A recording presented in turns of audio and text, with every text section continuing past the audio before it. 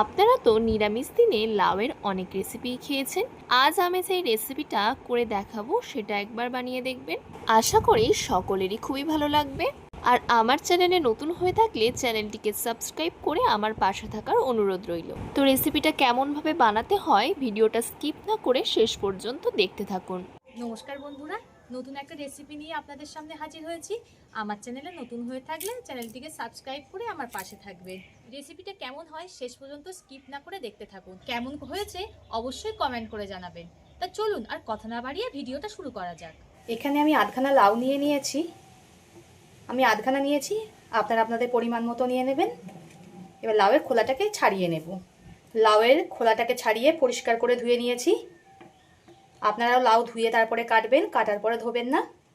এখানে একটা গ্রেটার নিয়েছি।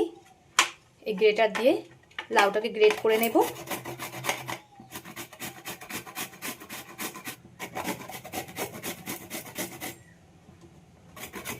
আপনারা তো লাউয়ের অনেক রেসিপি খেয়েছেন, এইভাবে একবার রেসিপিটা করে দেখবেন, খুবই ভালো লাগবে।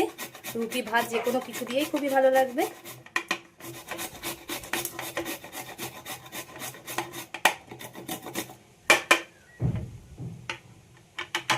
দেখুন একদম মিহি হচ্ছে।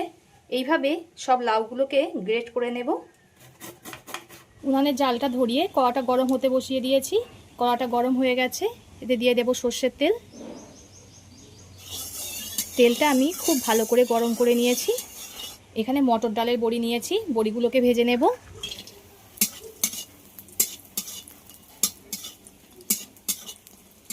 এই মটর ডালের বড়ি ভাজতে খুব একটা সময় লাগে না। ভাজা হয়ে গেছে, এবার তুলে নেব। কড়ার মধ্যে আবার একটু তেল দিয়ে দিলাম। ওই গরম তেলের মধ্যে একটা তেজপাতা, একটা শুকনো লঙ্কা, 5 ফোড়ন দিয়ে দিলাম। ফোড়ন থেকে সুন্দর একটা মিষ্টি গন্ধ বেরালে এখানে আমি গোটা গোটা করে আলু কেটে নিয়েছি, সেটাকে দিয়ে দেব। যেমনভাবে আমরা আলু চচ্চড়ি করি ঠিক তেমনভাবেই কেটে নিয়েছি। আলুটাকে খুব ভালো করে ভেজে নেব। আমি আমার পরিমাণ মতো আলু দিয়েছি, আপনারা আপনাদের পরিমাণ মতো আলু দিয়ে দেবেন। আলুটা খুব ভালো করে ভাজা হয়ে গেছে। এবার এতে একটা বড় সাইজের টমেটো কুচিয়ে দিয়ে দিলাম, আর দিয়ে দেব মটরশুঁটি। আবারও সব কিছু খুব ভালো করে ভেজে নিতে হবে।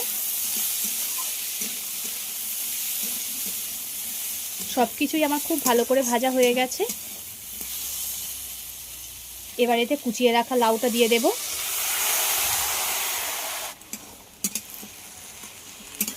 সব কিছুর সঙ্গে লাউটাকেও খুব ভালো করে কষিয়ে নিতে হবে। একই রকমভাবে লাউ রেসিপি খেতে আর ভালো লাগে না। এই পদ্ধতিতে একবার ট্রাই করবেন, খুবই ভালো লাগবে খেতে। ভাত রুটি যে কোনো কিছু দিয়েই একেবারে জমে যাবে। আপনারা বন্ধুরা কে কোথা থেকে দেখছেন কমেন্ট করে জানাবেন, তাহলে আমি বুঝতে পারবো আমার বন্ধুরা কোথা থেকে দেখছে। আর এত সুন্দর সুন্দর কমেন্ট করার জন্য অসংখ্য ধন্যবাদ। এভাবেই আমার পাশে থেকে সাপোর্ট করে যাবেন। আপনারা সাপোর্ট না করলে আমি কখনোই এগিয়ে যেতে পারবো না। লাউ থেকে দেখুন কেমন জল বেরোচ্ছে। এই জলেই লাউ খুব ভালো করে কষানো হয়ে যাবে। যে কোনো নিরামিষ দিনে এই রেসিপিটা বানিয়ে নিতে পারেন, খুবই ভালো লাগবে খেতে। এবার এতে দিয়ে দেব স্বাদমতো লবণ।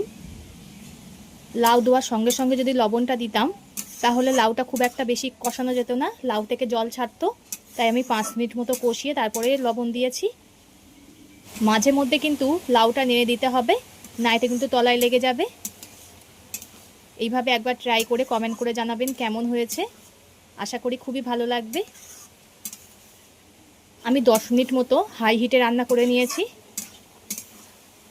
এবার এতে দিয়ে দেব পরিমাণ মতো হলুদ গুঁড়ো। লাউ খাওয়া কিন্তু বন্ধুরা আমাদের শরীরের পক্ষে খুবই ভালো। আর প্রতিদিন একঘেয়েমি লাউয়ের রান্নার রেসিপি না করে এই রেসিপিটা একবার হলেও ট্রাই করবেন।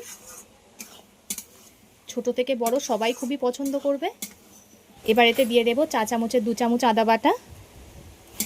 আদাটা দিয়ে খুব ভালোভাবে কষিয়ে নিতে হবে যতক্ষণ না আদার কাঁচা গন্ধটা চলে যায়। আদা দেওয়ার পরে আমি খুব ভালো করে কষিয়ে নিয়েছি। এবার এতে দিয়ে দেব 4 চামচের 1/2 চামচ ধনিয়া গুঁড়ো, সম পরিমাণ দিয়ে দেব জিরে গুঁড়ো। আবারও খুব ভালোভাবে কষিয়ে নেব। আর যে মটর ডালের বড়িটা ভেজে রেখেছিলাম সেটাকে দিয়ে দিলাম। আবার একটু কষিয়ে নিতে হবে। এবার এতে দিয়ে দেব জল।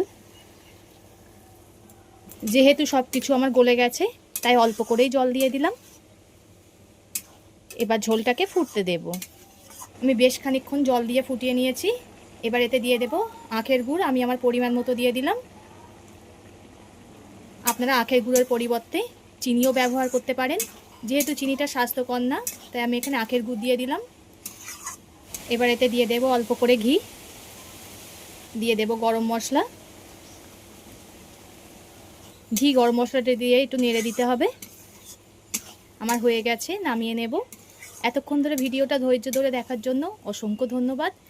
সবাই সুস্থ থাকবেন, ভালো থাকবেন। পরবর্তী একটা ভিডিওতে আপনাদের সঙ্গে আবার দেখা হচ্ছে।